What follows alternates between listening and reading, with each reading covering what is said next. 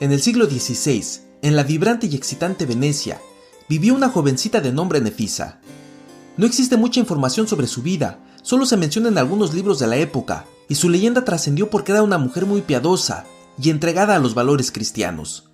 Cuando tenía 12 años, Nefisa salía a caminar por las tardes. Siempre se le veía sencilla y humilde.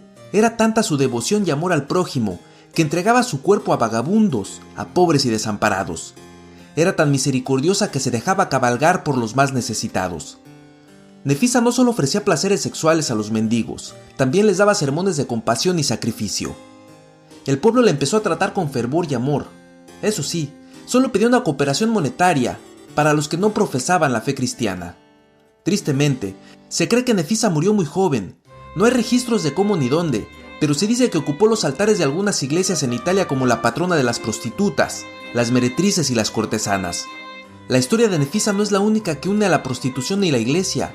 En realidad hay varias historias, pero existe una que es de verdad extraordinaria, y se dio en una de las peores crisis de la Iglesia Católica, una crisis tan profunda que su solución requirió la colaboración de miles de prostitutas.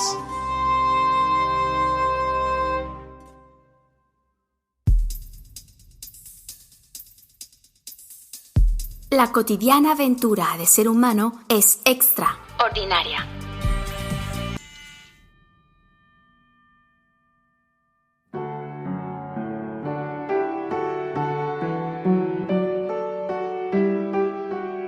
En la frontera de Alemania y Suiza se encuentra la bellísima ciudad imperial de Constanza, un lugar de ensueño que se alimenta de las aguas del río Rin y que ha visto el paso de galos, francos, celtas y romanos.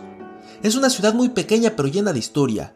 Quizá una de las más célebres fue en 1414, cuando ahí sucedió uno de los momentos más trascendentes en la historia del catolicismo. Veamos el contexto.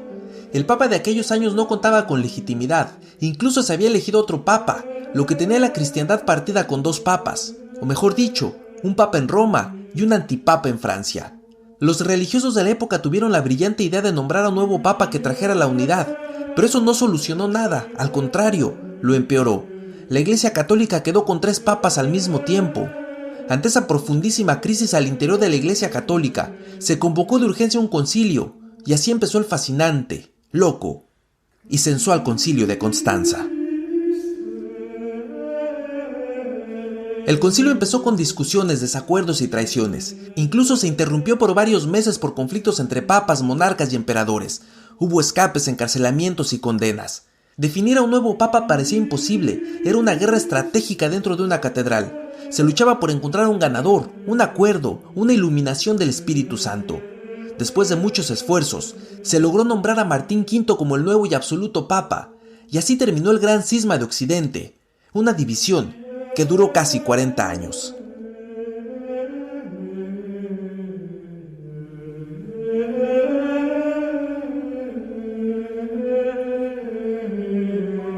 El concilio no se limitó a eso, también condenaron a herejes, se les prendió fuego, incluso a los que ya estaban muertos, y se establecieron algunos acuerdos para reformar a toda la Iglesia Católica.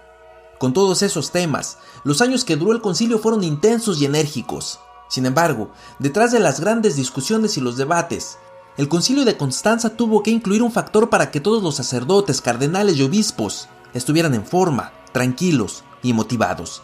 El secreto fueron las 700 prostitutas que se contrataron para atender a los participantes en el concilio.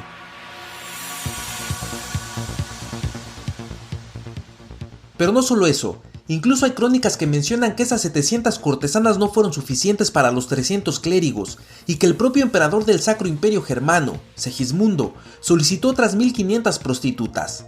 Imaginemos por un momento la majestuosa catedral de Constanza, los maravillosos cantos gregorianos, debates políticos, interpretaciones teológicas, invocaciones celestiales y más de 2000 prostitutas a disposición de 300 religiosos.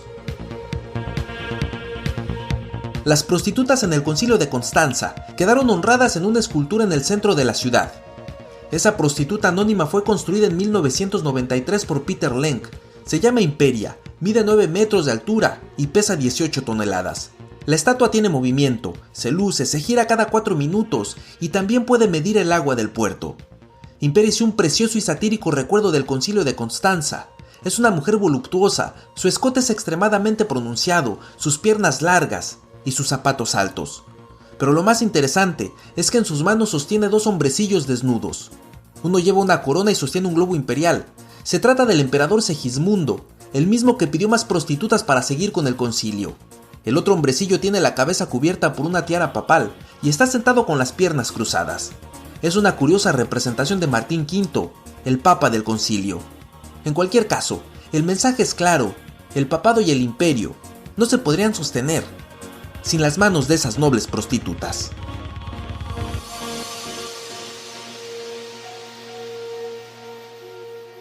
La relación entre la prostitución y el clero parece escandalosa, pero no lo es tanto. En realidad sí hay una santa reconocida como la patrona de las prostitutas. Su nombre es María la Egipciaca, una mujer que vivió en el siglo V y era bien conocida en Alejandría por sus insaciables deseos y pasión. Llegó al extremo de peregrinar a Jerusalén, no por fe, sino para encontrar peregrinos con quien saciar su lujuria.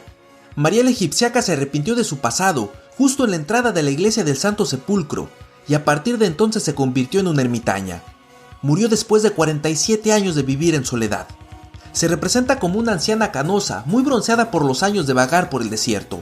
Tiene una capilla en Jerusalén, 3 iglesias en Italia y gracias a ella se construyeron las casas de egipciacas, establecimientos para las arrepentidas que dejaran de ser mujeres públicas, o sea, para todas las cristianas que abandonaran la prostitución.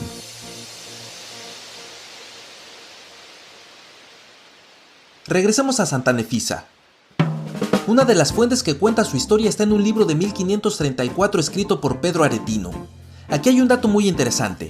El mismo autor era hijo de una prostituta. Su madre entregaba su cuerpo por servicios sexuales y también para modelar frente a algunos artistas.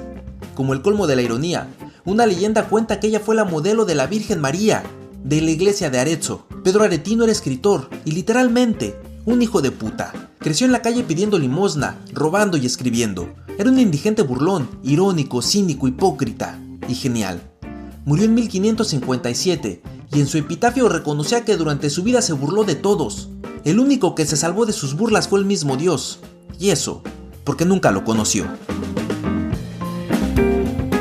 San Agustín reconocía el trabajo de las prostitutas como algo deshonroso, pero necesario.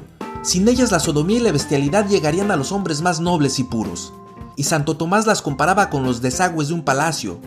Y pensemos en esta metáfora. Si el agua no sale, por muy bendita que sea, se estanca, se pudre.